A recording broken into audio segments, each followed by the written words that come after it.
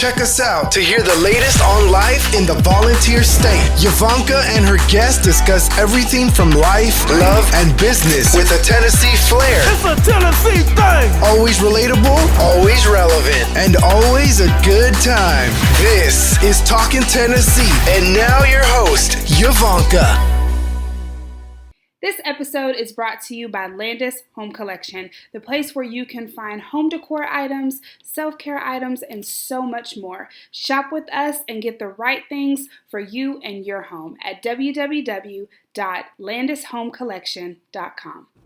Welcome back to Talking Tennessee with Yvonnca. I am your host, and we are here with a good friend, Dasha Lundy. She is the County Commissioner for Knox County. Welcome. Oh, I'm so excited to be here today. I am excited for you to be here. Let me just say, I have watched this person from afar, and she's the bomb, guys. She is that girly girl. She is that person that you would want in your corner. She is that person that will not sit at a table and not speak up. She's going to be the one that will fight for you, and she's going to be the one that will pray for you. So you're all in one. That sounds pretty good. Does that sound pretty good? And I have to pay you for that, so I'm grateful. Yes. That's what I see in you. I just see so much strength, but I see the girly girl. I see the one that is finding her way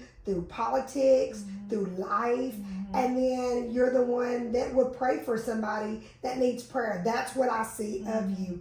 And I've admired you from afar, and I'm like, okay, God, tell me when. And literally, let me say this. I wanted to bring you on a few months ago. Okay. God said no. He told me no. He said, it's not time. And so I'm like, okay, God, I want this person. And he literally, when I reached out to you, he said, it's time. Wow. Literally. And I try to listen to God on, because when I pick guests, I'm like, okay, me and David will brainstorm, or me and Adrienne will brainstorm about different guests or whatever. But I always ask God, is this person for Talking Tennessee? Because I want it to be a place that people can come in, share their journey, share their life, that type thing. And I always want to pick somebody I believe in. So I want you to know I believe in you. Oh, I appreciate it. Thank you so much. You're welcome. And thank you for everything that you do for East Tennessee.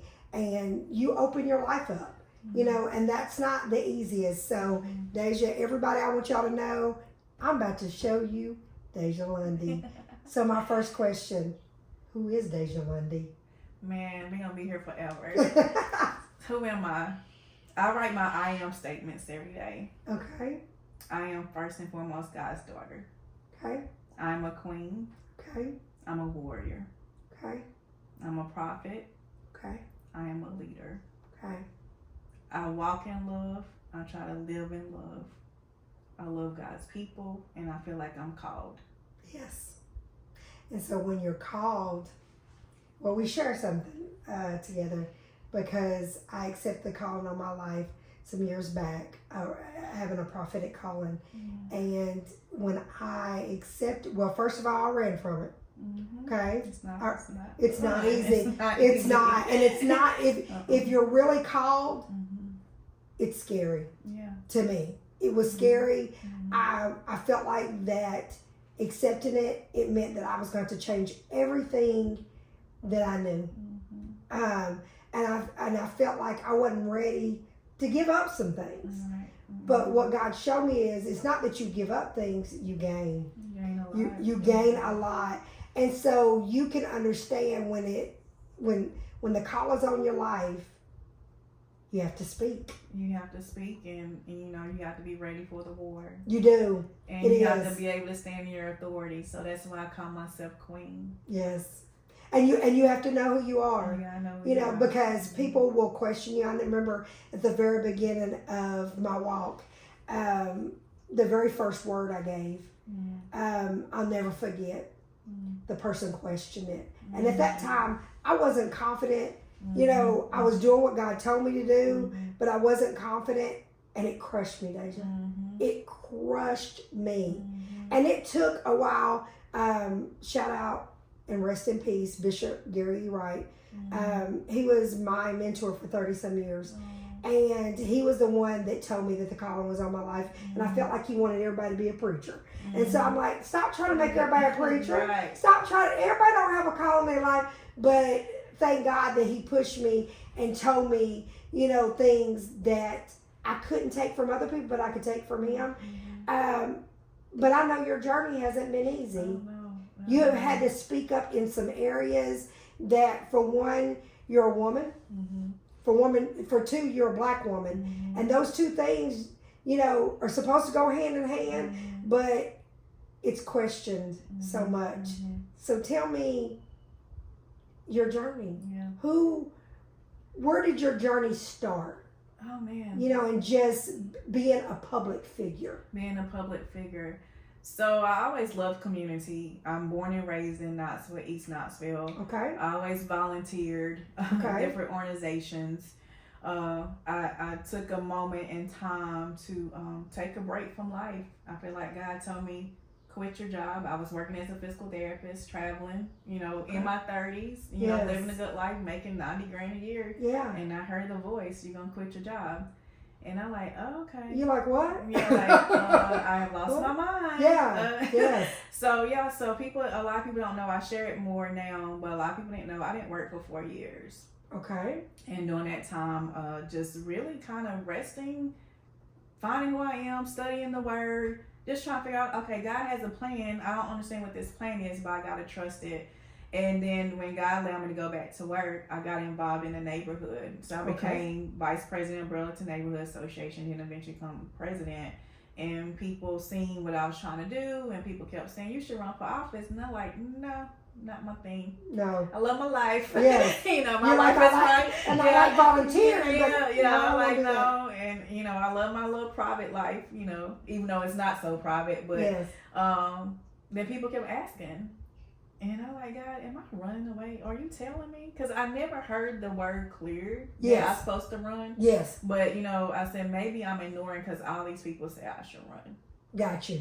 Okay. And so I decided, like, trembling and shaking, I don't know anything about politics. I don't think I'm a politician at all. Yes. And I did it.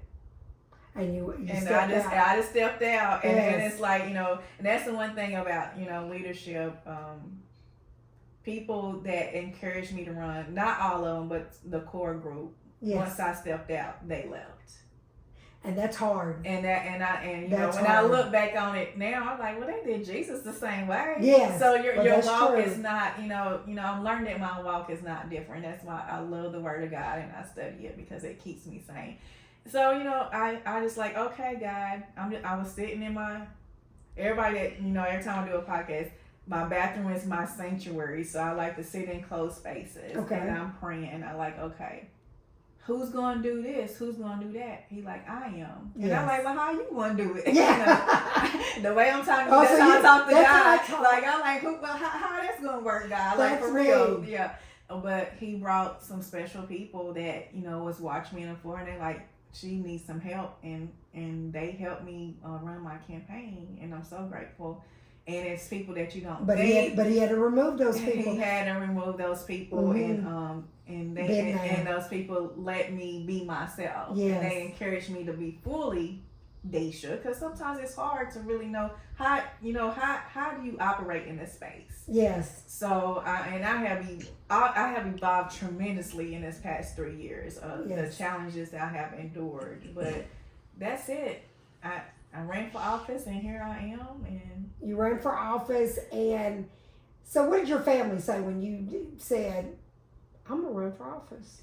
Did they tell you was crazy? No, they didn't say. I have very supportive parents. They don't understand my walk, but they support my walk, if that makes sense. Yes, it does. It does. It totally makes sense. Yeah, I mean, they, whatever I want to do, they like, well, that's what she's going to do. Let's, do it, But throughout life, there's times that you have family that will be like, what are you doing? You know, did you ever have people that, maybe not family, but friends? Well, you had friends that walked away. Yeah. But did you ever have some that would say, you know, I don't think this is the right path for you, or because sometimes people will do that because they can't see that vision, or they can't see, or they think, oh my gosh, she's making this huge mistake.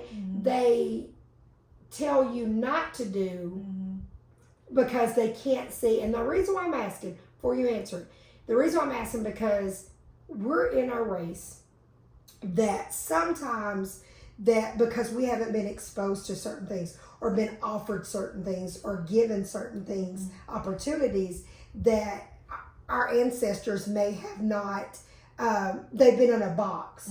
You know what I'm saying? And sometimes they can tell us not to do things, not because they want us, they're so afraid of us failing. Did you ever have anybody that just felt like, okay, that's not made for this black woman in Knoxville?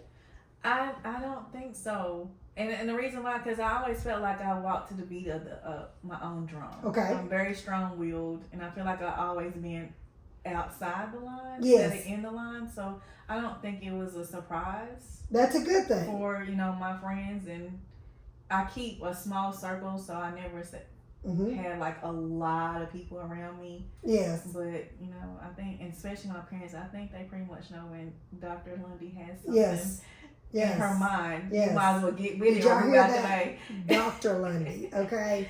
Doctor. Yeah, you Yes, either there's leave a in or lot. move out. There's a lot to her, and I'm going to give you that. When through this interview, you're going to see different parts of Dasha Lundy that you didn't know that this person cares that much. So during your campaign, how was your campaign? Oh gosh, it's a blur. I want to forget it. It was tough because that's when you have to open up your life. You're exposing yourself. You're Yes. You're out in the forefront being targeted, and people are very mean. Yes. Some people who thought I was nice, all of a sudden I'm a bad person. I'm like, well, when did I become a bad person? I love people. Just because I'm speaking up. Yeah, so it's just, it's just one of those things that, you just have to go through. It was a tough time. I did win my first election against the incumbent, and then COVID hit. Yeah. So everything started shutting down. So, like, as far as knocking on doors, I didn't do that to win the primary race. So I bet you it was hard trying to figure out, how do I campaign when we're in a pandemic? Yeah. You know what I'm saying? That you can't knock on doors, that you can't, really campaign the traditional way, Right. That type thing. So throughout your campaign, what did you learn? What were some things that stuck out to you that you didn't know? Our community is not as engaged. Okay. So when you knock doors, you get lists. You get a list of the voters. Yes. And I'm going down streets, and they're like, there's a whole street that doesn't have anybody registered to vote. So that was hard.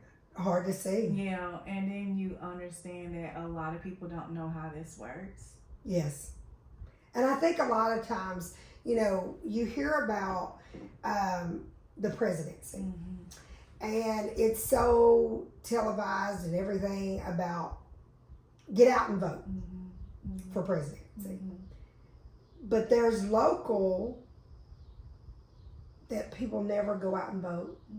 There's local missions that's out there that you should be fighting for, in your city, in your county, whatever. And people just don't get involved. How did you get people? Because I've watched you and seen you get people that I know has never voted. Really? And I don't realize stuff like that. I'm saying this publicly because I know several people that has never voted, but when you ran, really, they started voting. They started listening. They started, even would bring up stuff that I never heard you say, because I don't hear everything you say, but they would bring up different topics that you would bring to the forefront. And so it just showed me she's here to stay. She's getting people to listen to politics and to see about in their city, in their county, different topics that they would have never, that I know for a fact, they would have never thought, or even if I said something pertaining to it, they listen to you. So what? I didn't realize that. I want you to know that. I think what set me apart made me think different, and I did get criticism for it, but I knew that I heard God. My platform is a pro-black platform. Okay. Reducing 42% poverty rate among blacks. Yes. Restoring Knoxville College. Restoring historic Burleson, where it's mostly black folks live in that area, even though it's transitioning. And then I talked about mental health in schools. But it was all about black people. Yes. And, sometimes my own people gave me criticism. They like, you won't win because you're talking about black folks. I said, well, maybe I don't post to win. I just know what God told me to say. Yes. And that's a hard thing is when when God gives you a word to say, you have to come forth. You have to say it. Yeah. And I've told people that because if you don't, God will beat you to death. Oh, yeah. And he will stay in your ear. And you until you do it. You never win. And you won't sleep. And I was just thinking that at night. Yes. I'm good. Because, when I'm disobedient, and I still struggle with disobedient, there's no peace. And so I just every day I can go to bed at night. I did it. I did my best, guys. She said I did it. So tell me this, what's black in Knoxville, your opinion? What is it like for blacks in leadership? It's tough because first of all, we're divided as a community. I agree. Which makes it hard to advocate. I always say I feel like I'm fighting us and fighting them at the same time. Yes. But I understand. Why do you feel that way? If you don't mind me asking. I think it's just because we're divided, and you're trying to share something or show something, and sometimes people lack the understanding and the vision behind it and the purpose behind it. I agree. And then I gotta fight them over here because they think these people are not worth it. Yes. It's just a whole war. It is. And I think another thing is, you did touch on, sometimes, lack of knowledge will make you fearful to what you believe. You know what I'm saying? You don't want to believe in this because you don't want to educate yourself on whatever the subject at hand is. And I think part of that, of our culture, is that we have to educate ourselves more, and we have to listen. We have to, education, and that's why I love education. It's the path to liberation. Yes. And I'm not talking about degrees. Yes. It's helpful to have a degree. Speak on it. But there's so much out there to learn and navigate, and you just don't have that knowledge. So when you don't have that education, you have no power. And see, a lot of people think that to be considered educated is a degree. Yeah, no. You can be educated and not have one degree, and degrees are great.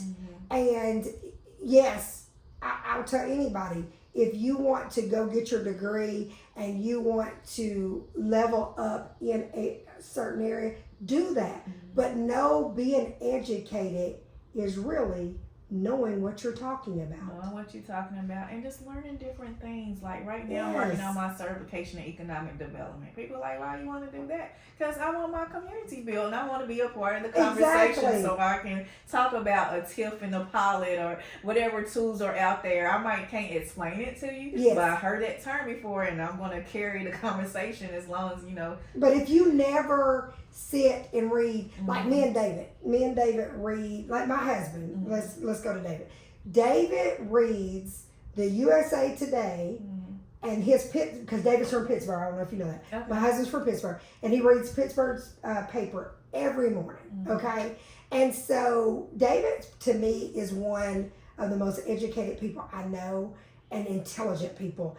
And it's not because of degrees. Okay. David's just very well-rounded, but he challenges himself to know what's going on in the world. And I think a lot of times people do not, they want to know what's in their circle, what's in their world instead of the world. Right, Okay? right. And so I think that what you are teaching a lot of people in your community is you got to come out of your world. You gotta come out of your world.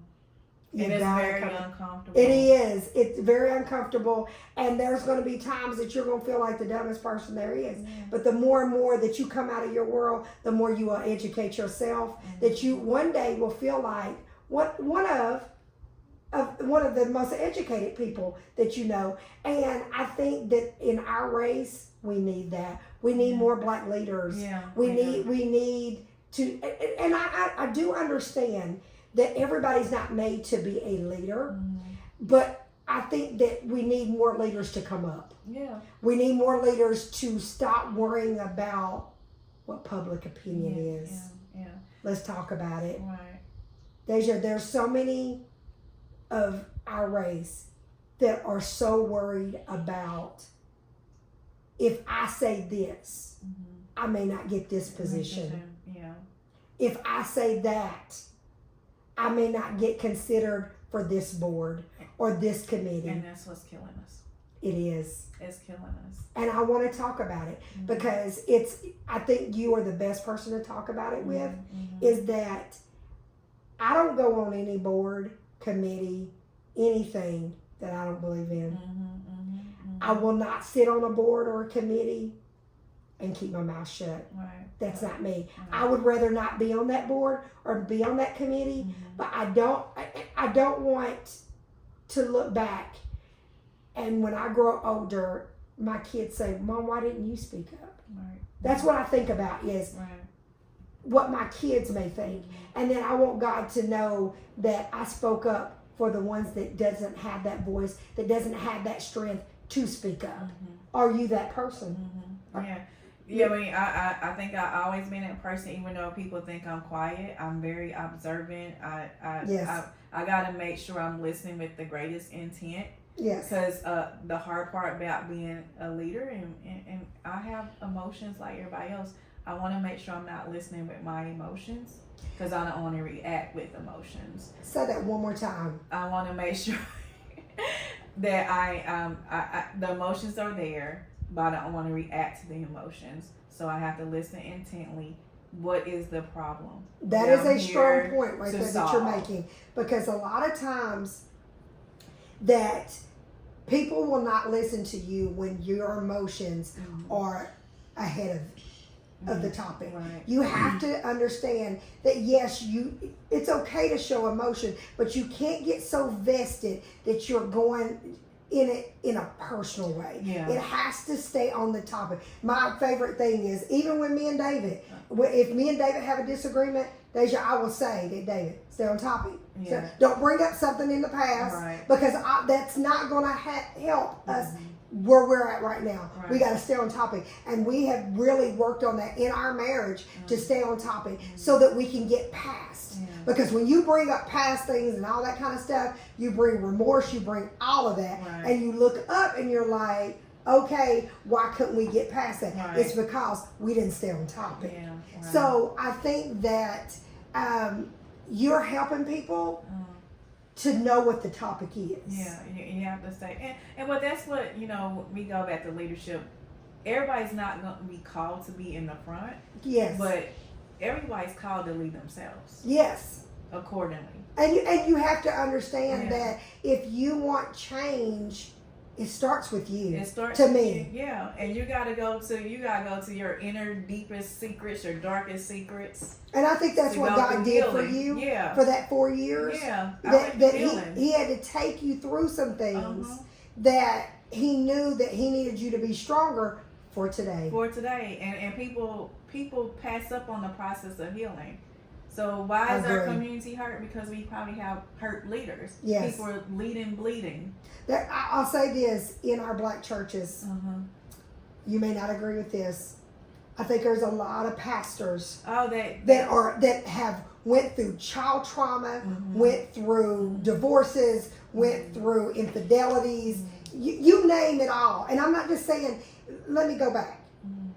I'm speaking as a black woman about our pastors in our community. Right. That doesn't mean the opposite race don't have the Right. same things. So let me go back and Right. say, Right. our community is not the only one, Right. but I'm saying in our community, we've got to stop leading people while we're standing in the pulpit teaching people how to live, and we're not living it. And you're speaking the word. So when we think about what the church is called to do, Come on. our people was never supposed to depend on a system Never. to liberate them. It was supposed to be not a system of a church, but God's people Yes. to liberate.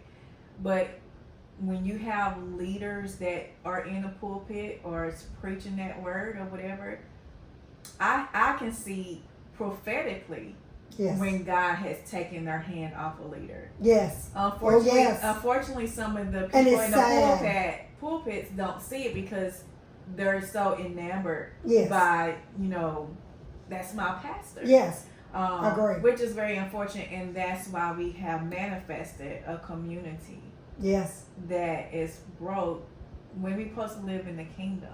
Mm-hmm. And when we go to church, and we hear people say, there's broken people in the church. We know that. Yeah. We know that. But we have to know that our leaders have to lead. And our leaders, if you're going to be a shepherd and you're going to lead a community, you have to know that your words speak power or it speaks death. Yeah, and you got to rise above. Mhm. I think I talked about transcendent leadership before. Yes.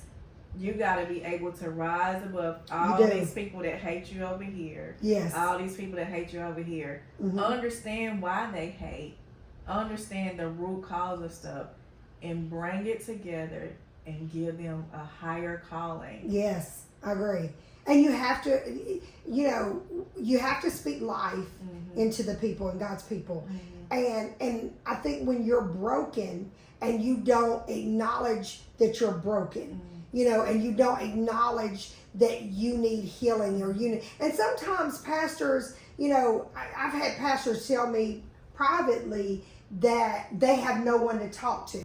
I think with pastors, leaders in the church, I think that it's time for pastors to come to the front and acknowledge that they're human and they've got things they need to deal with and they need to deal with it. And even if they don't have anybody that they can go to in leadership,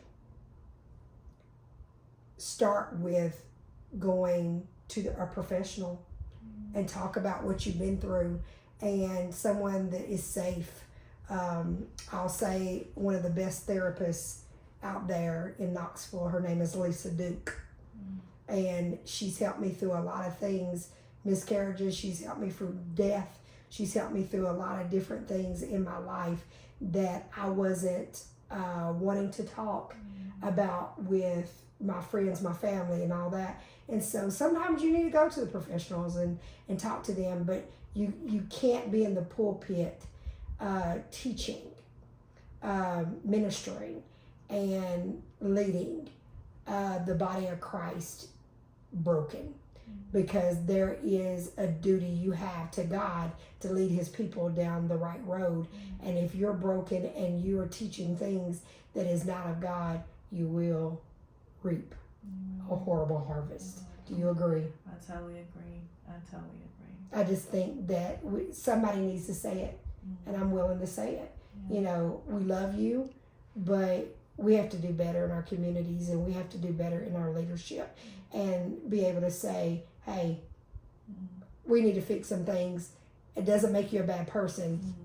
It makes you a human. And all God is asking is for your yes to the process. Yeah. His love and grace will heal us. You got to believe it. You do. But people are attached to that power of the leadership, but not understanding the real power comes from God. It really does. And once you know that and you seek God, we all talk about that God says seek Him first. But what does that look like? Yeah. Okay, what does that look like? Right. You have to really, and to me, seeking Him first is getting in the Word, praying to God, taking all the hats off, taking all the titles off, taking all what the world has made you feel like you are. You go, you seek to God, you get on your knees and you pray. And let me just say this. There was a time that prayer to me was a burden. I welcome it so much. I talk to God so much throughout the day. You know, it may be in prayer, quick prayer, or it could be a long prayer. But I love talking to God, Deja. Because there's no judgment there, and I know it's all in love. So I'll say to the community, community needs to heal. And what does community healing mean to you, Deja? Man, when I see a healed community, I see a liberated community, I see a thriving community. Okay. I see a community that walks in love. But we have to say it's time. We have to say yes to our healing. Yes. Everybody's been broken. We all have trials and tribulations. We are no different. Correct. Some of us may make a little bit more than the other. Some might have a little bit more, but there's struggle across the board. It is. And don't look like, well, that person's better. No. You answer to the God in you, and the God will heal you. I agree. And I totally agree. Once He heal, we ain't gonna have no gun violence. That's true. You know, a lot of times people sit and say, and let me tackle this about the gun violence. You know, so many people sit and talk about, you know, y'all killing your own people. I hear, you know, different people say that. Is that true? It is. It's hard. It is. And that's a hard topic because, you know, but all communities, let me say this, I'm not making an excuse for it. And I do feel like that our community needs to do better about how we treat each other before you ever get to the guns, before you ever get to the knives, before you ever get to the fights. Just how we speak to each other, how we talk to each other, how we communicate in the communicating world of, hey, here you go. But all communities, I want you to know, all communities and all people, the opposite race kills their own too. It's just never spoke about. And so I have to be the one to say, none of us should be killing each other. The guns should be made to kill each other. You see what I'm saying? But I just think that a lot of times our race, it's magnified so much about black on black crime. And yes, that needs to be talked about and that needs to be corrected. But at the same time, we need to not isolate one race from doing the exact same thing, but come down on the other race. We need to all come together and we need to see where the problem is so we never get to the guns, the knives, and that type thing. Right. Do you agree? I agree. And it's all about what we say. The words that we've spoken, that's the manifestation of the words that we've spoken. Yes. So the hate that comes out of our mouth, it's just manifesting.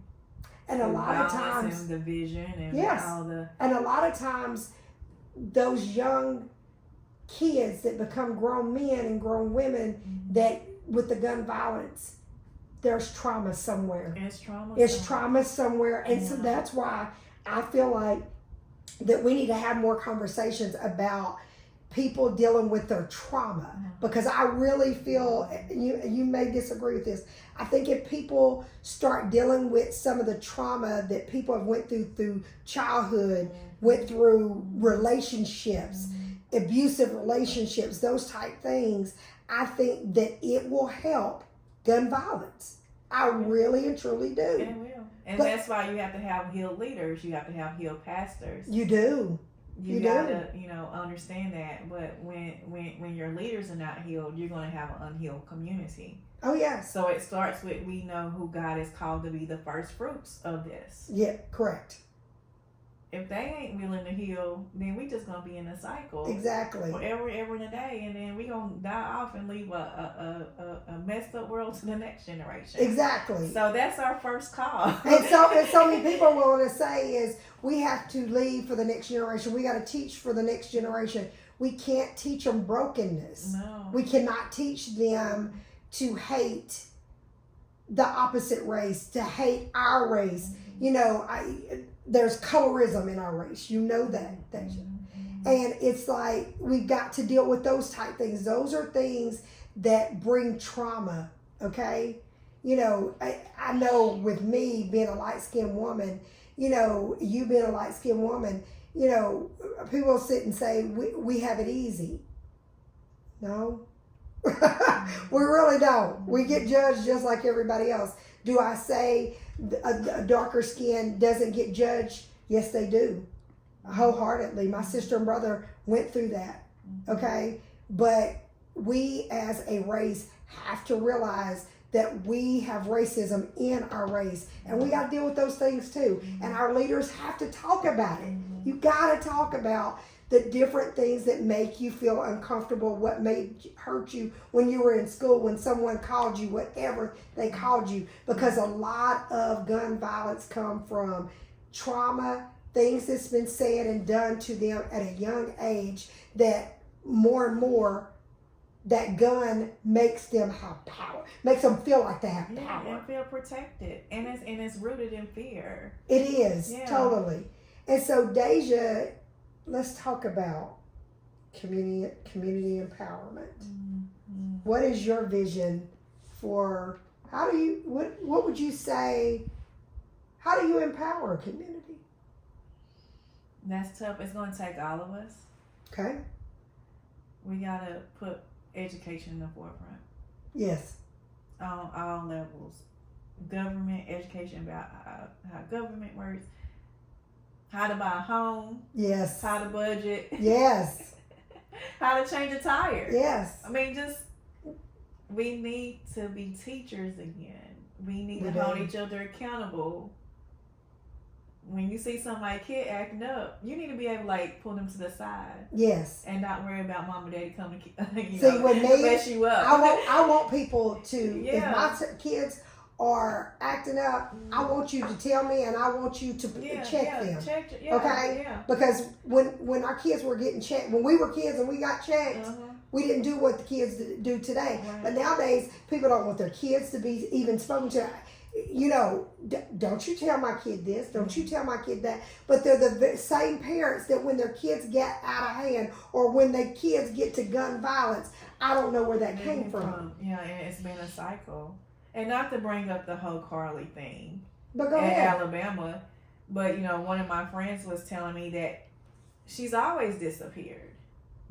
So this is nothing new. Okay. So when do we become honest? Like, yeah, so no, we not. Everybody's child is not going to be raised up. You're not going to have the perfect child. No. That's up to you, the parent, and Yes. go to And God, like pray. help me, Yes. help me Yes. raise, because we know the child is called to do something. Yes. You And know, you if have to that's what we understand believe, that as a parent, you have to realize is that, yes, you're going to make mistakes or whatever, but the purpose of being a parent is to teach your kids and love your kids and teach them how to go. That's why the Bible says train them up and the right way. And we got to train them. That's key. That's what We have to train them up, and we have to educate them. We got to educate them. Yeah. We can't get mad at the teachers when the teacher's saying your kids are not passing, and you push the teacher to pass them. Right. No, that's not good. You know, it's not. We have to show up to parent-teacher conferences. We have to show up to parent night. Do you know how many teachers and principals tell me that the parents do not show up for parent night for anything? Yeah. You know what I'm saying? I'm not saying Yvonnca go to every parent night. Right. Okay? Yeah. But if it's something important about my kid, Jaden about to go to high school, and they're having something on August 4th, I literally, me and Adrienne was going over our calendar today. I said, make sure that's on the calendar about Jaden. You have to know it's not just feeding your kid and giving them a roof over their head. And you touched on housing. You know, I know right now housing shortage is really bad right now, Deja. And there's a lot of parents struggling to keep food on the table. And I get it. And I pray much blessings for these parents. Okay? But we do have to stop and be a parent. It can't be just financially. And I think a lot of parents are exhausted, because I get exhausted. That's the key. But you still have to do it. You still have to do it. So how do we help parents now? I think self-care is the solution of how we heal the community. I agree. And what is that? You know, people have to get to know themselves. Sometimes you have to step away. Yeah. Step away from the chaos. I know it's a lot of pain, frustration, trying to figure out how bills gonna get paid. But where do you find your peace and your joy? Taking a walk is self-care. And I think with self-care, you have to. A lot of people, it's easier to focus on other people, because when you focus on other people, you really don't have to deal with your trauma. You don't have to deal with your brokenness. You don't have to deal with your loneliness. There's a lot of people that are lonely no matter if they're in a relationship or out of a relationship. And so the biggest thing is self-care is it makes you truly find out who you are. It makes you treat yourself in certain areas, and it makes you really find self-worth. And so many people don't have self-worth, and they'll say they want it, but they're scared to go look for it. Yeah, because you gotta face your demons. You do. And people can see other people's demons. They can see other people's problems. They can. They're like the philosopher. Yeah. You know, but when it comes to them, and you know, I think the biggest thing is you got to face them demons, and you have to say, "This is me. This is me. This is me." And you know what? And if I don't like this is me, then I can change it. Right. But a lot of people don't want to say this is me. Yeah. Do you agree? And that's the only way you're gonna get your transformation. Yes. I agree. believe in journaling, so that's my self-care. Like, I journal my thoughts, and some thoughts I didn't even want to journal about. Yes. And then God convicted me. He like, you have to be authentic to this. You do. So I write everything, all my little sins, big sins, Yes. however you want to say it. Like, I don't like, even, especially if I don't like somebody, it frustrate me, or I want to hurt somebody. Yeah. I like, God, I want to hurt this person. They didn't did A, B, and C, help me. But that's when my transformation came. But that's acknowledging. You acknowledge. Yeah. You held yourself accountable, and I think that's what people don't want to see. What's really in them. It's okay to be mad. Yeah. It's okay to say I'm mad at this person. But it's like people want to paint. I said this earlier today. The day we stop painting who we are and start being who we are and who we're called to be, this world will be better. Yeah. But we're in a painting phase. Remember I told you that. We're in a painting phase. This world has taught us with social media and everything else, it's to paint our life to way we think it needs to look. How people's going to accept the way, you know, we look if we paint it that way. You know what I'm saying? And so then when reality comes out and when the truth comes out, that's when you feel that loss. Why? Because you feel like, okay, I'm not relevant anymore because I stopped painting. You got to stop painting your life. You have to realize that the people that's around you, you got to have accountability people around you. And you have to get rid of people. And that's You okay. do. You do. And that's even in business and personal. And, you know, Deja, you talked about how when you went down, you know, your political trail and God removed some people out of your life. Look where you're at now. Yeah. Staying true to the call. And Yes. it's hard. And I would say leadership is not for the faint at heart. This is not a cute place to be. It's not. I might get invited to some cute rooms and being in, spaces that, not a lot of us are invited in, but it's not fun all the time. It's not. Let me touch on something that wasn't fun. The day that I saw you on TV, stand up, put your purse on your arm, and you took a stand for that kid. That was the day I met Deja. I was bawling. And I was bawling because me and David was in the room, and I was watching, and I was like, yes, yes, yes. No, it wasn't on TV. It was on my iPad. I take that back. Angela Dennis, a mutual friend of ours, had posted it. And I saw it, and I'm over here rooting for you. Okay, I'm like, yes, yes. But I know that was hard. You had to stand on something that you knew that was wrong. This kid that was a minor that couldn't speak up for herself. You had to stand on it. Can you tell me what was going through your mind when that happened? Besides the anger. Besides the anger, because I'm always interested when people, tell me the story, how they perceive it. They're like, we seen that you was frustrated. We seen this. Some person say, that was self-care when you walked away. I thought it was very interesting. That moment, man. That was a stand to me. That was, I was led. I do go through, because I know when you know how people think, you know how to go into the war. And I knew I was going into a war. Yeah. And I knew God was preparing me for a battle. Sometimes I just don't know how it's going to go. Yes. I knew that I couldn't go off. Even though you wanted to. I wanted to. Let's not get it twisted, because I always tell people, Knock If You Buck is one of my favorite rap songs from the college. I still have the Knock If You Buck spirit. Yes. But when they said all that stuff, and I'm hearing all that stuff, and one of the commissioners just basically said some god-awful things about Anaya and her brother. Yeah. And all I kept saying, I'm about to go fight. And I stood up, and God said, remember who you are. And I'm like, get down. Because people on my commission, or just people, are always triggered by racism. When you say the word racism, yes, it's like the whole war. And I think I actually said the R word. It's like, you know what? The people that's calling us racist look like you, not me. Yeah. I'm tired of people saying that black folks need to pick themselves up by the bootstraps. And I had to make sure I said that, because Anaya was a 15-year-old girl that decided to get a job.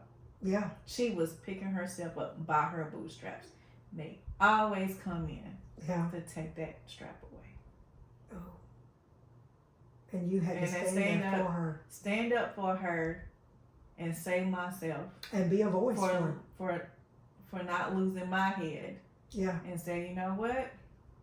I hope you find Jesus. I'm out. I think that was a part of your purpose. I think it was part of the plan. Because the person that I saw, when I watched that video, and shout out to Angela Dennis, because I was so glad that she posted it, because I would have seen it almost in real time. You know what I'm saying?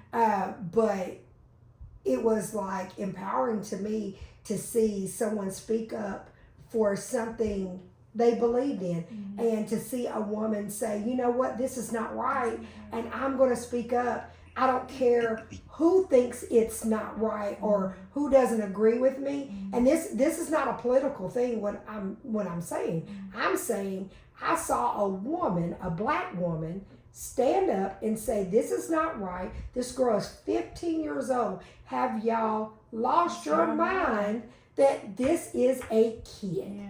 And that's where I have to say publicly to you, thank you for not letting public opinion or the repercussions of it could be stop you from keeping your mouth shut. You Right. opened your mouth, and I think that God was pleased. And he says, you're walking in purpose because I want you to speak, and I want you to be able to speak for people that can't speak for themselves. Yeah. And I wholeheartedly believe it. Most people say, oh, you committed political suicide. I'm good. I'm okay. I'm ready to go back to my couch. She said, I can go back to the couch. I'm like, I can go back to my rest. Like, I didn't ask for all this. Yes. But, I know I'm called to do it. And Plus, you saying, I never wanted to be a politician. So you're pretty far for a person that I'm like, doesn't look, want to be a I politician. didn't ask for this journey. I'm like, it just kind of found me, and I got to be obedient. And people don't understand that. People find their identity in the title. They do. And when the identity, when that title goes away, sometimes people keep going, and they find more purpose and more things that God wants them to do. And then some people feel like they lose their self-worth, everything. I don't want to be a title person. It's not worth it. I tell people all the time, there's not a name or title better than Yvonnca Landes. I was Yvonnca Landes. I will always be Yvonnca Landes, no matter what education I have, no matter what title I have. I make the title don't make me. Right. And so in that part is, where's destiny come to play? Where do you think your destiny is? Oh, that's deep. To live out the call that God has given me. And I always have to make sure to stay obedient to the path. I have to be in constant communication with God. Just how like Adam and Eve. Okay. We're in constant communication before they fall. And so I know what the other side looks like when you disobedient. But the initial commandment, Genesis, was to take dominion. Okay. Establish the kingdom. Yeah. And that's integrity, righteousness, love, grace, and really being a problem solver. Yeah. And leading people to their healing. Yeah, and helping people that can't help themselves. Including my enemies. And that's a hard thing. That is the task. If you're not willing to love your enemy, you're not ready for this. You're not built for it either. You're not built for it. Because you will not pass. No. I know with the prophetic calling on my life, I know I have to speak when God tells me to speak. I have to work when God tells me to work. And I have to bless even my enemy. Yeah. And that's not the easiest. It's not, no matter, even though God gives you a plan and God gives you the direction, it's still not easy to bless your enemy. But at the end of the day, I think as two black women,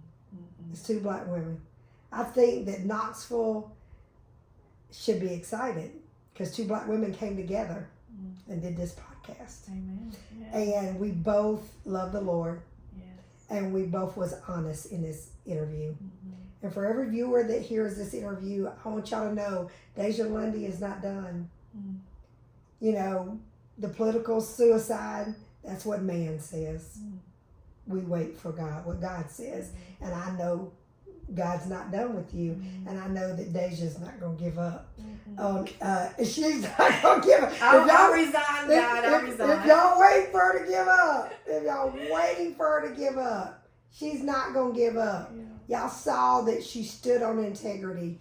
She stepped down from KC. And as I end this, she stepped down for KC because she wanted to show her integrity. And she stands for integrity. And I'm excited to see what Dasha Lundy's going to do next. Me too, because I need that word.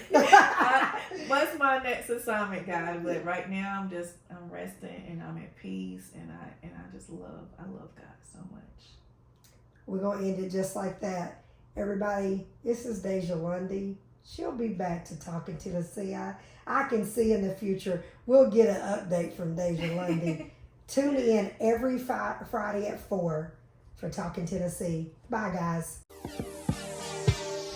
Thanks for listening to Talkin' Tennessee with Yvonnca. Watch out for our weekly episodes from the first family of real estate. And check us out on the web, www.YvoncaSalesRealEstate.com. See our videos on Yvonca's YouTube channel or find us on Facebook under Yvonnca Landes and Twitter at Yvonnca Landes. And don't forget to tell a friend about us. Until next time, Yvonnca signing off.